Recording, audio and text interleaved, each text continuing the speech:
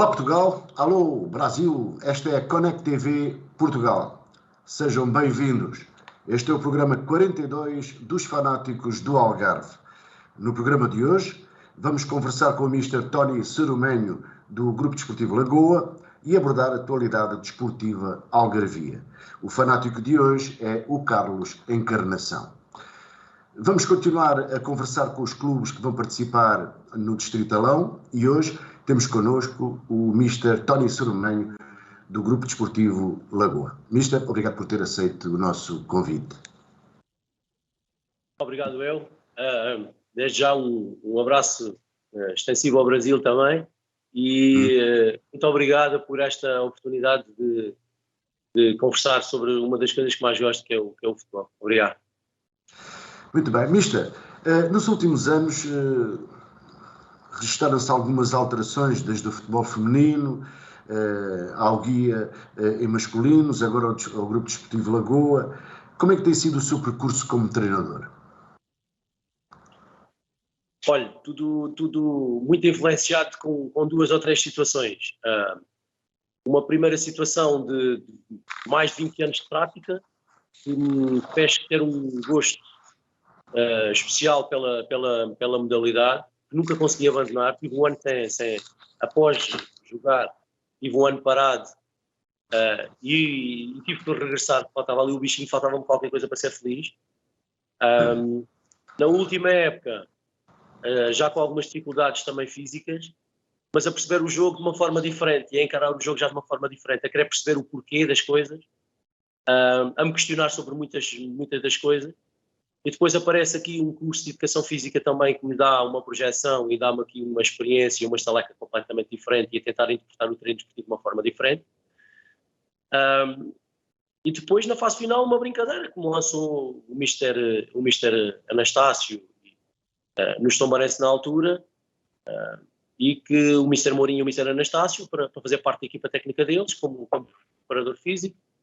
E as coisas correram muito bem na altura, acho que deixei uma boa imagem, os jogadores gostaram muito da minha maneira de trabalhar, uma maneira de trabalhar diferente, começou-se na altura a trabalhar só com bola, o Distrital na altura, os jogadores levavam grandes cargas físicas e naquela altura começamos a trabalhar com bola, estamos a falar de há 15 ou 20 anos atrás, as coisas correram bem, e depois a partir daí a maior parte dos jogadores saíram para o Odiacho, eu fui convidado para ser adjunto do Odiacho, tive uma primeira época, a partir daí um convite para treinar o treinador principal, logo uma grande época, com uma equipa muito forte, em que hoje ainda temos a melhor classificação de sempre do Grupo Desportivo do Odiacho, com umas meias finais da taça do Algarve, em que perdemos um jogo memorável, perdemos com o Farense nas grandes penalidades, numa noite até às tantas em que houve 17 ou 18 penaltis.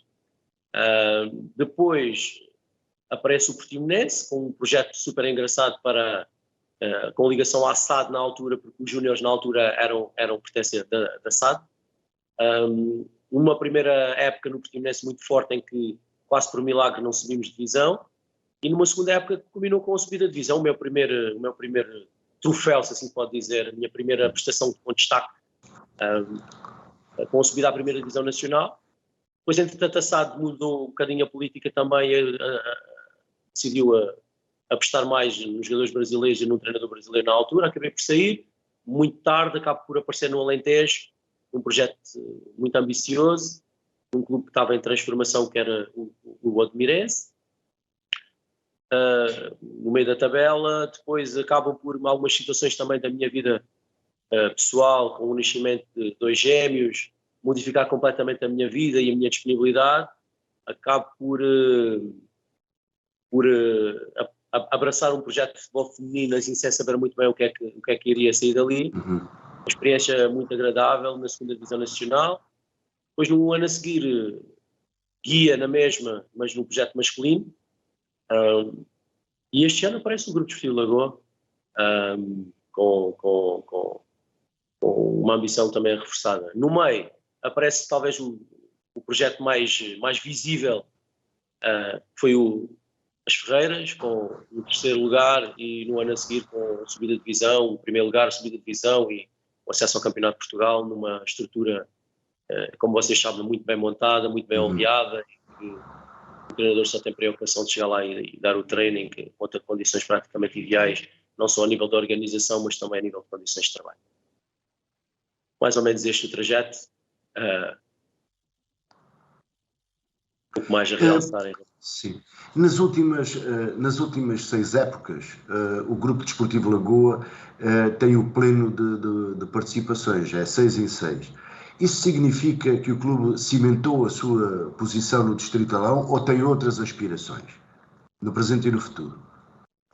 Eu penso que o Grupo Desportivo Lagoa já teve, como vocês sabem, noutras divisões com plantéis muito, muito fortes.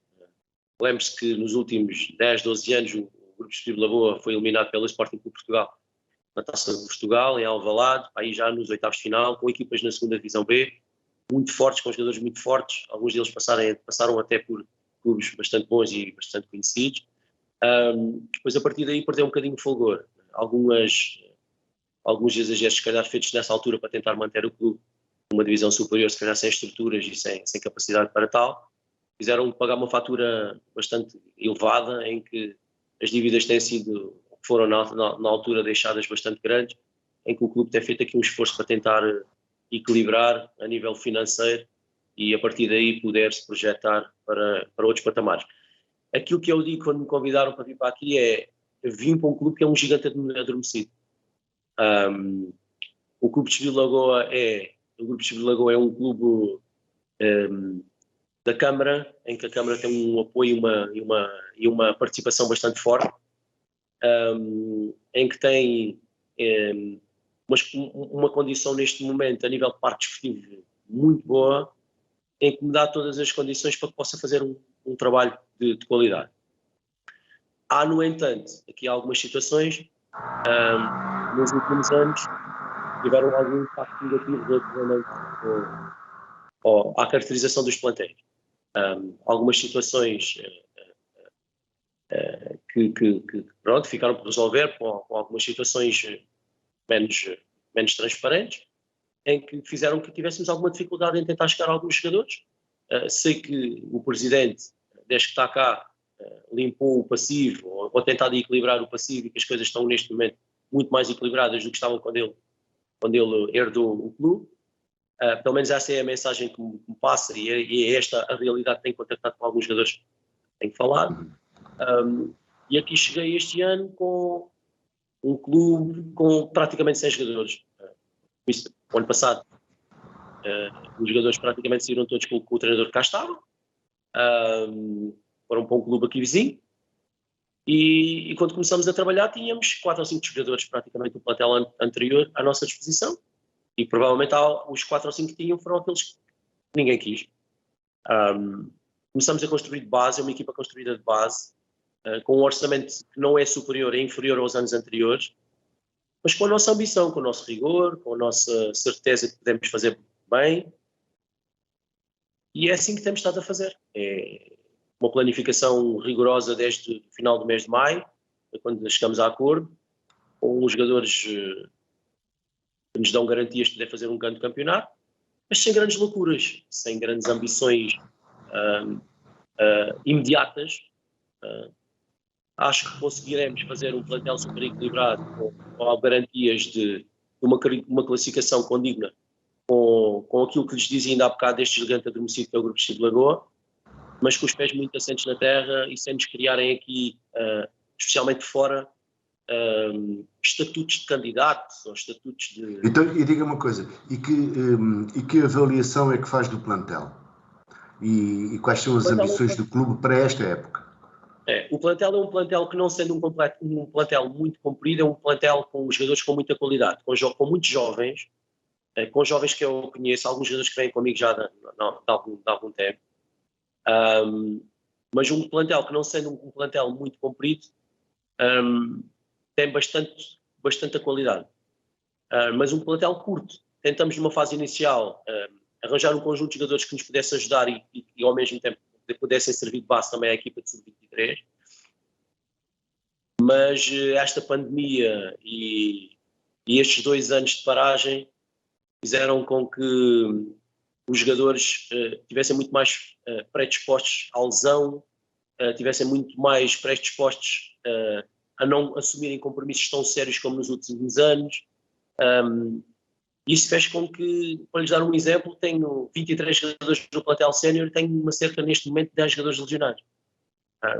E há que ponderar, há que estudar estas situações, há que repensar que realmente estamos numa altura de mudanças, estamos numa altura em que muitas das vezes desconhecemos o efeito desta inatividade em jogadores com mais de 25 anos e que temos que repensar a nossa forma de estar no treino e no futebol, não abdicando de certos princípios, mas repensando especialmente a nível do treino desportivo o que é que vamos aplicar nos jogadores para que essas situações como esta no futuro possam não acontecer.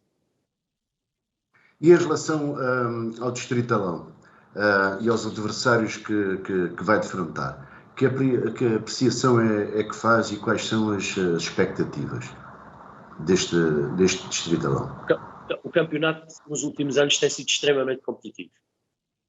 Eu acompanho este campeonato desde sempre, conheço muito bem, e tem havido uma evolução enorme, não só a nível da qualidade do jogo, mas também a nível da qualidade dos espetáculos, a nível da qualidade dos parques desportivos, a nível da qualidade dos treinadores e da metodologia de trabalho, a nível da qualidade das direções. Tudo me parece mais profissional, tudo me parece a caminhar no sentido de uma pré-profissionalização. Aquilo que me parece é que vai haver os eternos candidatos, os nomes super fortes, as equipas que conseguiram manter uma estrutura base de anos anteriores e que se conseguiram reforçar com um conjunto de 4 ou 5 jogadores, claramente terão que assumir responsabilidades. Estamos a falar de um Ferreiras que será sempre candidato quando for no Distrital, pelo menos enquanto for aquela direção, em que manteve a estrutura base da equipa e que se conseguiu reforçar com um conjunto de 4 ou 5 jogadores com bastante qualidade. Estamos a falar de um Lusitano de Vila Real de Santo António com uma qualidade muito, muito, muito boa. Estamos a falar de um Internacional da Mancil que, mesmo vindo da segunda divisão, conseguiu apanhar muitas deixas dos sub-23 de Farense, treinadores extremamente experientes, consegue se apresentar este ano, na minha opinião, como um dos candidatos a ficar entre os 5 primeiros.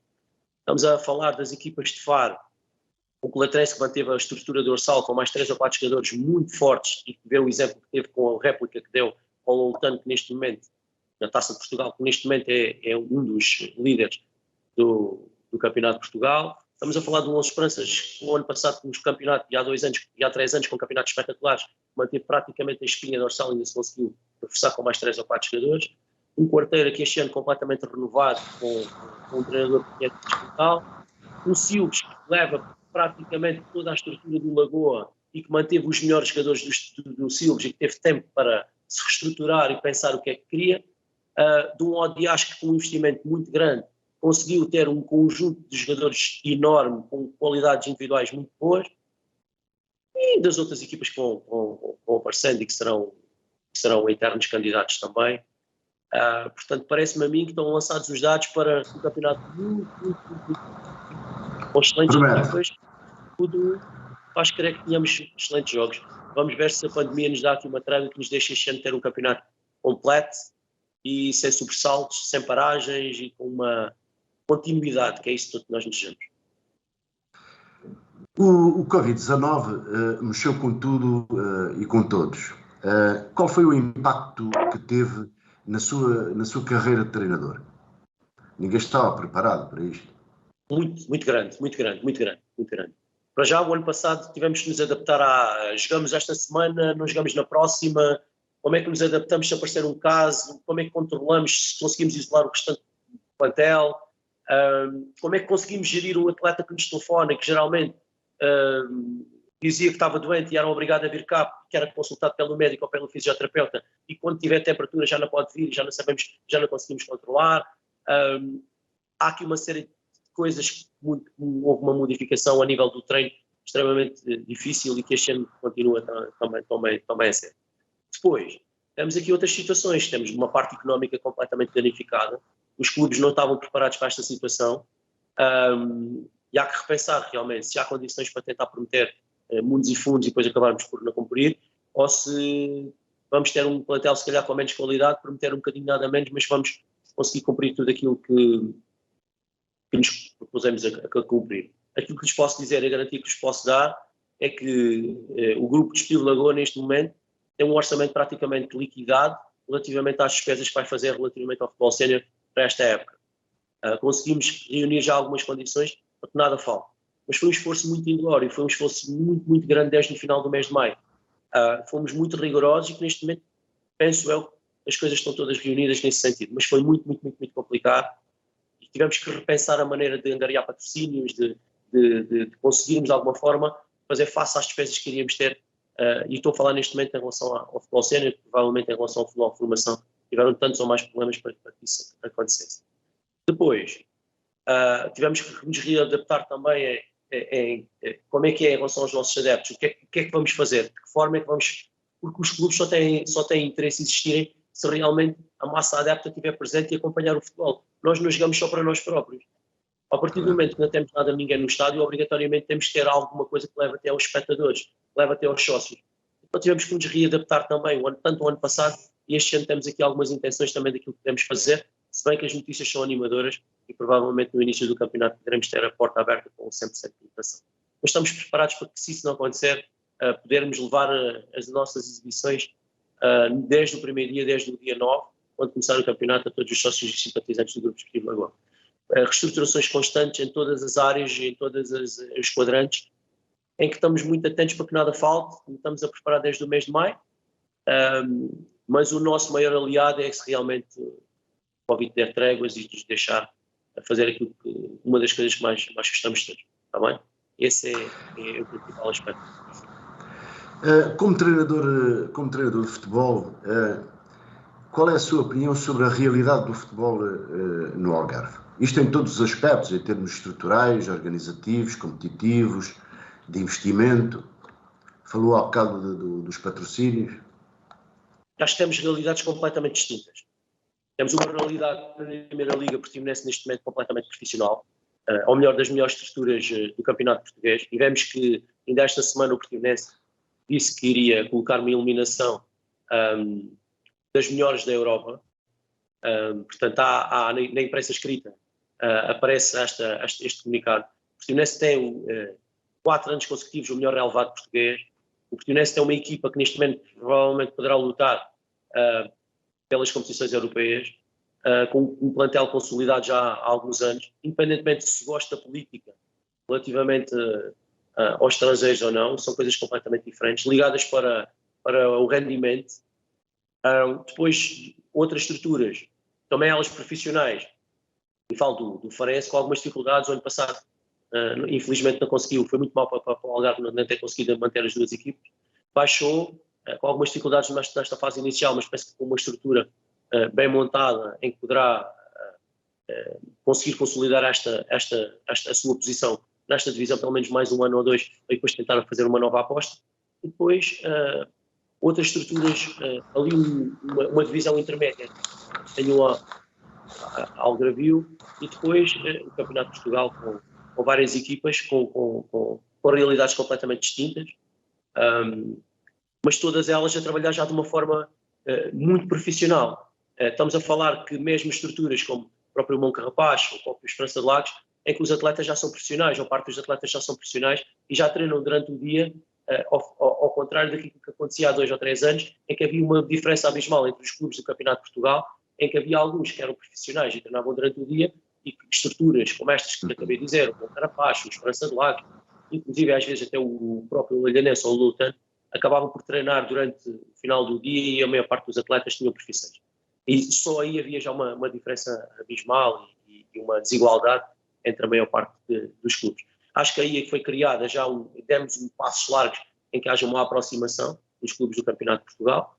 E depois uma realidade distrital também é toda ela diferente, em que há equipas da primeira divisão em que lutam e têm ambições e têm capacidade, com apoios, tanto da parte da Câmara como apoios externos, para tentarem ir até o Campeonato de Portugal, em que têm parques desportivos e infraestruturas próprias, em que pode, de alguma forma, crescer de uma forma diretiva e que possam chegar a um Campeonato de Portugal e aí se estabelecer. Vemos a situação do Imortal, uma estrutura consolidada, uma direção consolidada, um apoio forte da Câmara, uma infraestrutura que, não sendo da Câmara, não sendo do próprio Imortal, sendo uma infraestrutura camarária, está ao dispor da instituição e consegue usufruir daquela instalação magnífica, e que consegue neste momento, sendo uma equipa que subiu do Distrital do Algarve, está completamente estabilizado e penso eu poderá estabilizar no Campeonato de Portugal. E depois equipas na segunda divisão, mesmo algumas equipas da primeira divisão, em que entram pelo gosto de participar, por terem uma região representada no mapa distrital algarvio do futebol, em que têm poucas ambições e em que funcionam como um grupo de amigos que se querem divertir e que bebem uns copos no final dos jogos e que treinam de uma forma despreocupada, de uma forma supernatural, em que o desporto é um desporto de lazer e que tem pouco a ver com uma parte de competitividade e de querer ganhar sempre e ter a obrigação de querer ganhar sempre.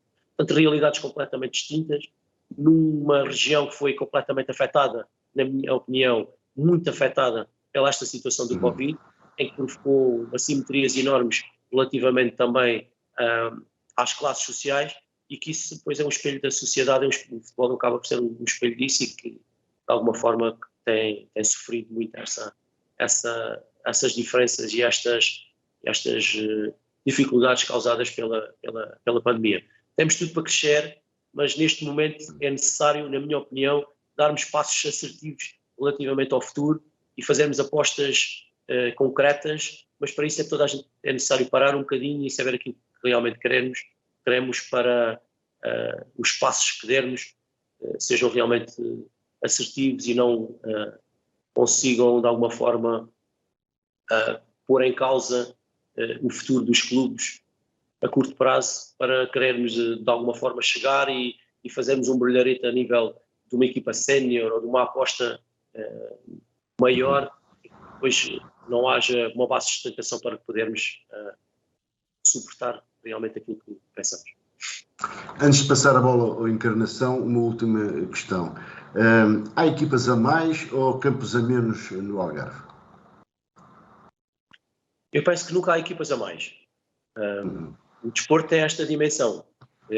Cada um pode encará-la de uma forma completamente diferente. Tem a dimensão competição, a dimensão rendimento, e tem uma dimensão mais lúdica, que acho que é para isso que segue esta segunda divisão. Os campos poderiam ser mais, mas neste momento temos campos já com muita qualidade. Temos já bastantes campos relevados, com muita qualidade. Neste momento, aquilo que posso dizer é que o Grupo Esportivo Lagoa, e estou a dizer em relação às minhas condições, tem um tapete verde ao nível do melhor que existe na primeira divisão.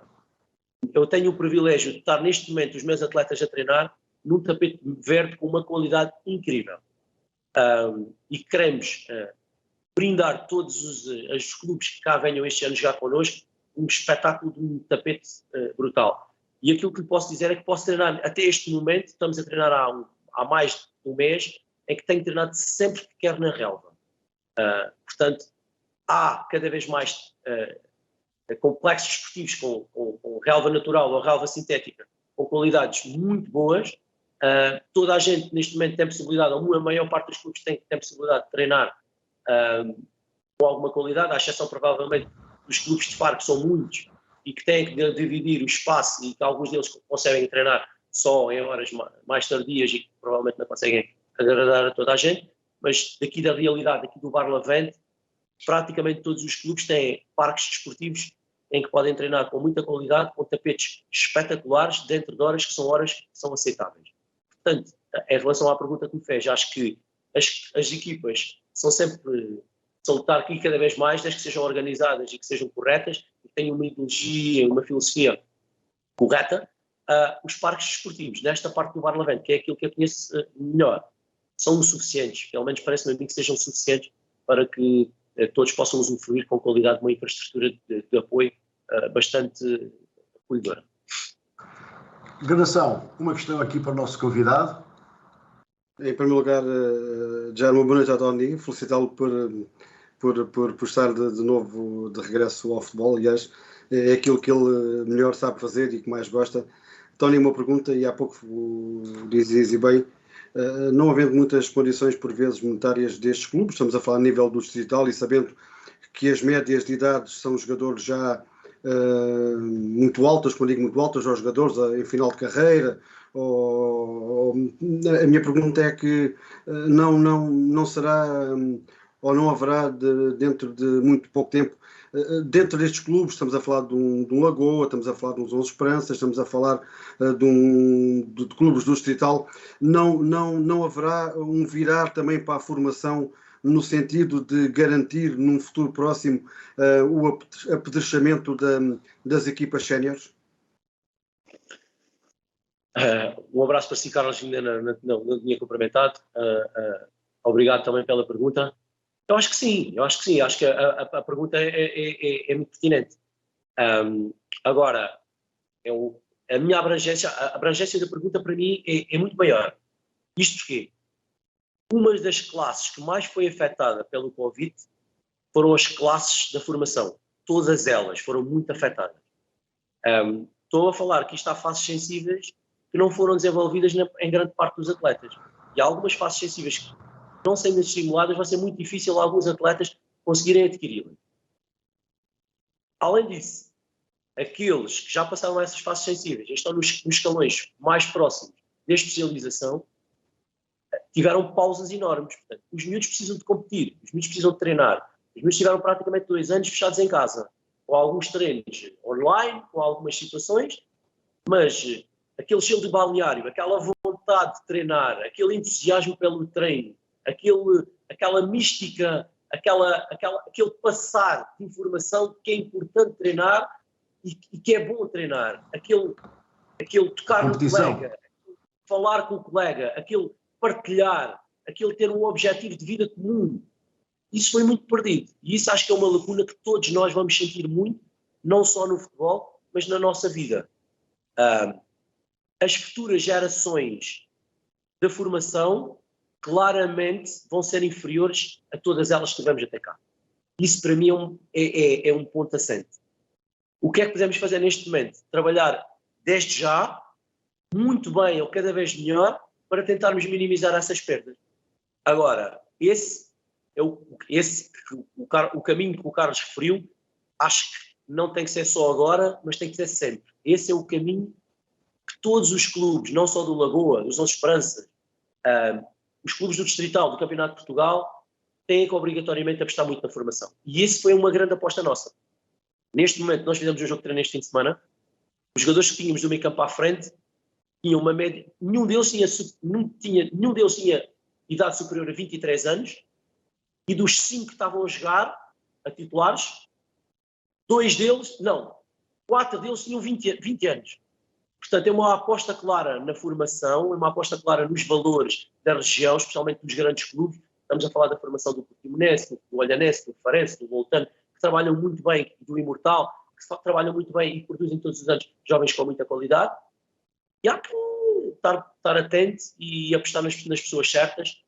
Neste momento, a grande dificuldade nestes jovens, na minha opinião, tem a ver com o foco, tem a ver com a vontade de querer mostrar alguma coisa no futebol. Estes 2 anos fez com que a maior parte destes atletas, ou de alguns atletas que tinham algum potencial, descobrirem outras fontes de interesse fora do futebol e que algumas delas são mais fortes do que o futebol. Portanto, muitos deles desistiram. Eu tive, para vocês terem uma comparação e para vocês perceberem aquilo que eu vos estou a dizer, tive 7 atletas que fecharam connosco no início do mês de maio, junho, tive 7 atletas que desistiram. Disseram que estávamos a trabalhar sério demais e que era responsabilidade demais e que não queriam ter essa responsabilidade. Portanto, eram todos estes atletas que eu estou a dizer que tinham à volta dos 22, 23, 21, 22, 23 anos e que encontraram fontes de prazer fora do futebol e que o futebol neste momento acabou por ser secundário. Podem jogar, se calhar, numa segunda divisão com uma qualidade muito boa, sem um compromisso que poderiam obrigatoriamente ter aqui e que eu exijo como treinador, os clubes com passe em disponibilidade total durante 3 a 4 vezes por semana, em que chegam cá e que obrigatoriamente têm que todos vir e têm que todos treinar com uma intensidade elevada. Isso foi o que fez com que perdesse 7 jogadores com muita qualidade. Provavelmente outros colegas perderam também, mas esta paragem do Covid fez com que muita gente achasse que fora do futebol também há vida, e que fora do futebol também há coisas muito boas para fazer, e que o futebol não é tudo, e que neste momento o futebol sim, mas com uma dimensão inferior àquilo que tinham antes da pandemia. Mister, não lhe tomo mais tempo. Obrigado pela sua disponibilidade. Desejamos os maiores sucessos e com certeza voltaremos a falar no futuro. Boa sorte e uma boa noite. Obrigado. Um abraço muito grande para todos. Obrigado mais uma vez por esta oportunidade e vamos nos encontrando por aí pelos campos do Algarve. Felicidades para o programa e um abraço grande para os dois. Muito bem, muito obrigado. Ora, agora vamos falar da Taça de Portugal e dos resultados da segunda eliminatória. O Loutano afastou o Salgueiros do Campeonato de Portugal, o Olhanense do Campeonato de Portugal também afastou o Alvarenga do Campeonato de Portugal também, o Farense da segunda Liga afastou o São Roque do Distrital de Ponta Delgada por 3-0, enquanto que o Imortal foi afastado pelo Vilafranquense, o Ferreiras foi afastado pelo Estrela da Amadora e o Esperança de Lagos foi afastado pelo Condeixa quando vencia por 3-2 aos 119 minutos do prolongamento e contra 10. Encarnação, como é que viste esta segunda eliminatória da Taça de Portugal? Olha, deixa-me começar por dizer, por falar dos jogos que vi. Um vi por completo, que foi o Imortal Vilafranquense. Ainda acabei por depois de vir ao Estádio Algarve e conseguir ver a segunda parte do Loutano com o Salgueiros. Quanto ao Imortal, era aquilo que eu esperava, um excelente jogo da equipa de Albufeira. Diga-se passagem, foi uma equipa que não receou de alguma forma estar a jogar com uma equipa de uma liga superior, o Vilafranquense. Criou inúmeras oportunidades de golo, com o guarda-redes Nélio numa tarde inspiradíssima e de grande nível, e a perder por 1-0. Lá está, a arbitragem aí tem o seu peso e o árbitro, já sobre o apito final, consegue, de uma grande penalidade claríssima a favor do Imortal, virar para um livre direto à entrada da grande área. Ironia do destino, desse lance resulta um contra-ataque do Vilafranquense, que acaba por dar um lance também polémico na grande área do Imortal e que o árbitro acaba por marcar e o Vilafranquense vencer por 2-0. Por isso, penso que injusta a derrota, pelo menos no tempo regulamentar por parte do Imortal, frente a um Vilafranquense que não mostrou muitos atributos para levar vencida a formação do Imortal. Quanto ao outro jogo que presenciei, como disse a segunda parte, o Salgueiros, uma equipa, como falei e tinha falado aqui na antevisão, por aquilo que vi da segunda parte, uma equipa aguerrida, uma equipa forte, mas lá está, com um Loutano que realmente, quem tem Alvarinho e Érico e seus pares, logicamente que faz a diferença, e o segundo gol do Loutano, do Alvarinho de livre, é um golo monumental, é um golo de um jogador com uma qualidade que é aquela que o Loutano espelha e tem neste momento, que assumindo-se, e como já se assumiu como candidato, aliás, ainda hoje foi buscar mais um reforço ao Brasil, mais um defesa central, o Carlos, portanto um Loutano que está a apostar fortemente na subida e que depois de uma expulsão por parte de um jogador de Salgueiros justíssima, acabou por já no final, numa situação de contra-ataque 2-1, em que há um jogador do Loutano que remata o guarda-redes de defesa, mas depois o Érico na recarga finaliza num jogo controverso em que o muito público veio de Paranhos até o Algarve, colocou-se sobre aquela baia, aquele túnel que dá acesso ao relevado para apupar o árbitro, mas o certo é que foi uma vitória justa. O Olhanense normal, uma equipa que está a subir de rendimento. A única questão realmente, e me surpreendeu, foi a do Esperança de Lagos, que a vencer e com mais um jogador não conseguiu passar a eliminatória. De resto, o Farense cumpriu. Muita gente poderia esperar que ia ser um jogo complicado. O certo é que o Fanan tinha dito na antevisão que queria resolver rapidamente o jogo para pensar já no do campeonato, e fê-lo de uma forma segura, de uma forma consistente. Uma vitória por 3-0, o que interessa é a vitória, poderá também ter sido muito importante para dar alento e força ao Farense para o próximo jogo que se avizinha.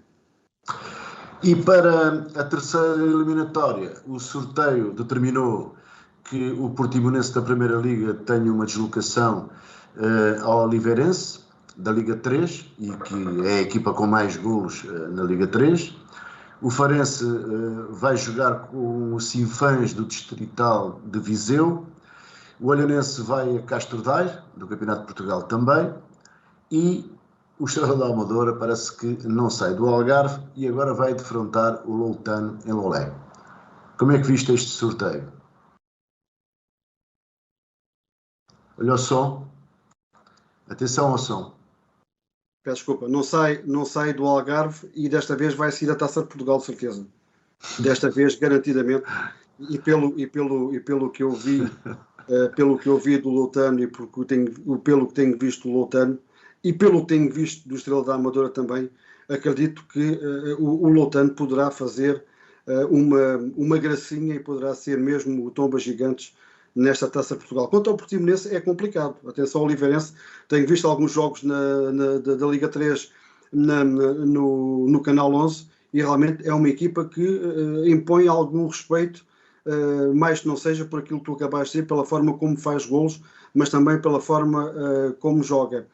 Quanto às outras duas equipas algarvias em prova, acredito que quer Farense, quer Olhanense, não só pelo seu estatuto, mas também pela qualidade do seu plantel, que irão seguir em frente na Taça de Portugal e esperemos que desta vez sim o Algarve consiga mais uma vez, aliás uma eliminatória anterior em que houve 3 jogos de equipas algarvias no Algarve, esta terceira só iremos ter um, mas esperemos que as 4 equipas que estão em prova prossigam. E já agora falar do Ferreiras com o Estrela da Amadora, que me passou, se me permites, penso que foi um jogo em que o Ferreiras tudo fez para contrariar, mas lá está, o estatuto de equipa de segunda liga fez com que a equipa da Reboleira passasse em frente. Mas acredito vivamente que o Loutano, que com o plantel que tem, com aquilo que mostrou principalmente contra os Salgueiros, e tive a oportunidade de vê-lo, é uma equipa que está seriamente preparada para eliminar a Estrela da Amadora da Taça de Portugal na próxima eliminatória. Muito bem, e agora vamos dar um salto ao futsal para dizer que Portugal está na final do Mundial para jogar com a Argentina, ou não é assim? É verdade, eu por acaso enquanto estávamos aqui a falar estava a presenciar o jogo e há que dar mérito aos 2 guarda-redes, principalmente ao Bebé, porque durante o jogo foi ele o grande obreiro com que Portugal não sofresse golos e foi evitando que o Cazaquistão não marcasse, não conseguiu mesmo acabar no tempo regulamentar, 3, 4 segundos do fim, mas isto é o futsal, e depois ao Vítor Hugo, que foi o homem que defendeu as grandes penalidades. Portanto, como tal, aqui os guarda-redes a terem quer um quer outro papel preponderante nesta qualificação de Portugal para o Campeonato do Mundo, num Cazaquistão que, por incrível que pareça, e isto hoje em dia já é permitido, os jogadores neutralizarem-se, mas com jogadores que o guarda-redes já tinha passado por Belenenses e havia mais 2 ou 3 jogadores que tinham passado pelo Sporting, pelo próprio Benfica, portanto jogadores do Cazaquistão com uma grande experiência e que realmente, se na primeira parte a quadra foi de grande domínio por parte da formação do Cazaquistão, com Portugal só na parte final a equilibrar, na segunda parte Portugal entrou de forma diferente, mais agressivo, com mais vontade de vencer e de dar voltas aos acontecimentos que o conseguiu, mas o certo é que finalmente temos Portugal na final de um campeonato do mundo. Penso que é a primeira vez que Portugal consegue o passaporte para a final. Esperemos que também seja a primeira vez que Portugal consiga, frente à Argentina, que ontem, depois de vencer o Brasil, espero que seja desta vez mais os argentinos a ter aquele tipo de postura que é sempre de lamentar, quer em que desporto seja, quer no futsal, quer no futebol, quer no basquete, a forma antidesportiva com que aquilo acabou. Espero que sejam os argentinos a ter essa postura de desagrado para com os portugueses e que Portugal consiga finalmente conseguir levantar um troféu que há muito procura e muito anseia, que é o de campeão do mundo de futsal. O segundo lugar já ninguém nos tira. Ora, agora vamos passar para o Portimonense. O Portimonense conquistou os primeiros pontos em casa, na vitória sobre o Santa Clara por 2-1. Os primeiros pontos em casa, em Encarnação. É verdade. E eu dizia na altura, e recordo muito bem, que o Loutano teria que ir jogar para o Estádio Algarve, provavelmente para sair fora do seu reduto para vencer. Este Portimonense tem todas as condições, e há pouco o Tony disse, e é verdade, tem todas as condições para fazer um campeonato muito tranquilo, mas para isso também, como é lógico, tem que ter, acima de tudo, regularidade. E o Portimonense, em casa, tem que vencer as equipas que recebe. Sabemos que, por vezes, isso não é possível, ou que não acontece, mas também é verdade que a qualidade do Portimonense dá para isso. E, portanto, uma primeira vitória no seu reduto esta temporada é muito pouco para uma equipa que, e na minha opinião, ambiciona e deveria estar noutro lugar da tabela classificativa e não onde está, mas lá está. Não basta só fazer bons resultados de fora se depois não se complementar com os de casa. Normalmente costuma ser ao contrário. É fazer bons resultados em casa e complementar a vitória em casa com um bom resultado de fora. Por isso o Portimonense ainda não está numa posição muito tranquila ou muito acima na tabela classificativa, por isso mesmo, porque não consegue cimentar os bons resultados de fora em casa. E por isso mesmo continua ali numa zona ainda, não poderíamos dizer preocupante, mas numa zona que não deveria estar e poderia estar noutro lugar na tabela classificativa. Mas mesmo assim está muito bem, está em sexto. Ainda a jogar em casa, o Portimonense desperdiçou pontos no empate com o Vizela. Lá está outra vez o fator casa a condicionar. Mas frente a um grande Vizela. Aliás, esta equipa do Vizela, e tive a oportunidade de ver o jogo, é uma equipa que manteve, embora tenha trocado alguns elementos, é normal nas equipas, mas manteve aquela consistência, aquela garra do treinador, ou seja, é uma equipa ainda, foi uma equipa que veio da Liga SAB-SEG o ano passado para a Liga Profissional do Futebol Português, para a primeira divisão, como queiram chamar, mas continua a manter a mesma garra, a mesma ambição, o mesmo querer, uma luta desenfreada até ao fim, e sem dúvida deu grande réplica ao Portimonense, e é daqueles resultados que me permitam que digam, independentemente das ocasiões que o Portimonense teve, mas por isto que referi há pouco, é um resultado justíssimo para a equipa do Vizela, por esse mesmo querer, por esse mesmo não desistir, por esse acreditar que é possível. Aliás, algo que tem incutido ao longo destas jornadas que já estão decorridas nesta Liga Principal do Futebol Português, e de ter conseguido dessa forma também amelhar pontos de forma consistente e de forma normal. O próximo jogo do Portimonense é na Luz, com o líder e motivado Benfica. Que expectativas é que tens desse jogo? Olha, expectativas nenhumas. Aliás, se me falasses que era o Benfica do ano passado, eu diria que o Portimonense poderia ir à Luz de alguma forma fazer algo de muito positivo, ou mesmo bastante positivo, mas realmente quem vê este Benfica desta época e despindo a camisola e vendo a forma neutra do futebol, e vendo o futebol, como costuma dizer, e quem vê o Benfica da época passada, é como estarmos a comparar um copo de água com um bom copo de vinho, ou seja, é um Benfica completamente diferente, um Benfica que só não joga para vencer, como joga para marcar. É uma equipa consistente, é uma equipa com ambição, é uma equipa com garra, é uma equipa que realmente tem feito e tem mostrado o porquê de estar em primeiro lugar, e com toda a justiça e com todo o mérito, e logicamente que apanhar o Portimonense, ou o Portimonense apanhar o Benfica numas circunstâncias destas, é muito complicado. De qualquer forma, espero que o Portimonense consiga um bom resultado, mas também não podemos ser céticos ao ponto de não dizer de que o Benfica a jogar como está, muito dificilmente, mas mesmo muito dificilmente, qualquer clube conseguirá roubar pontos à equipa da Luz. Embora o Portimonense esteja a fazer um bom campeonato quando joga fora de casa. Agora vamos para o Farense. O Farense recebeu o Benfica B no Estádio Algarve e somou o terceiro empate da época, num bom jogo de futebol. Sim, num bom jogo de futebol, em que realmente não entrou muito bem. Os primeiros 10 minutos foram dramáticos, chamemos assim.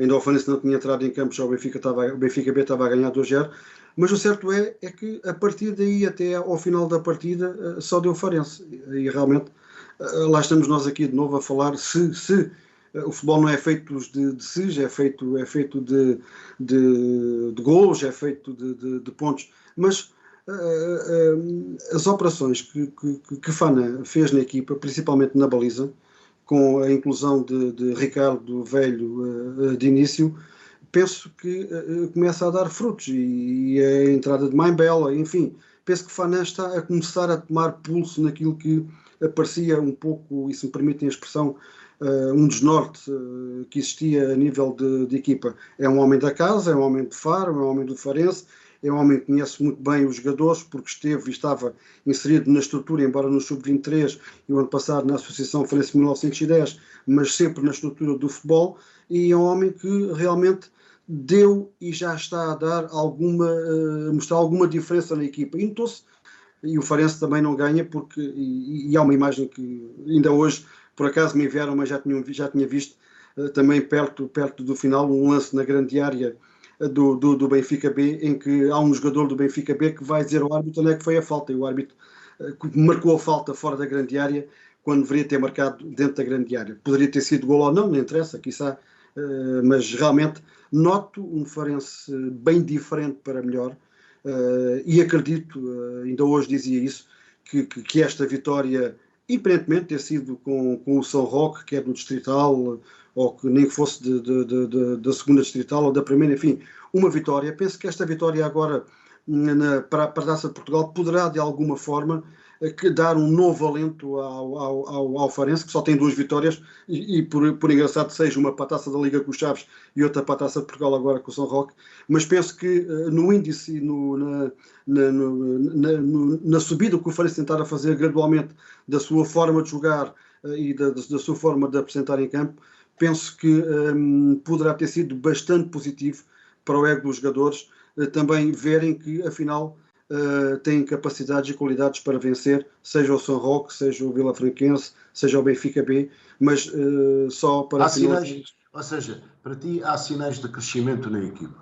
Há sinais de crescimento e de melhoria, e mesmo os processos notam-se mais certos, ou seja, a equipa joga talvez, e muitas das vezes o timoneiro é sempre aquele que é o responsável pela negativa, mas também terá que ser pela positiva. Os jogadores são os mesmos, é um outro treinador, tem tido ali a coragem e teve a coragem de mexer em alguns setores e, na minha opinião, bem, e penso que o Farense está no caminho certo para, mais tarde ou mais cedo, sair da zona desconfortável de onde está e começar a cavalgar na tabela classificativa.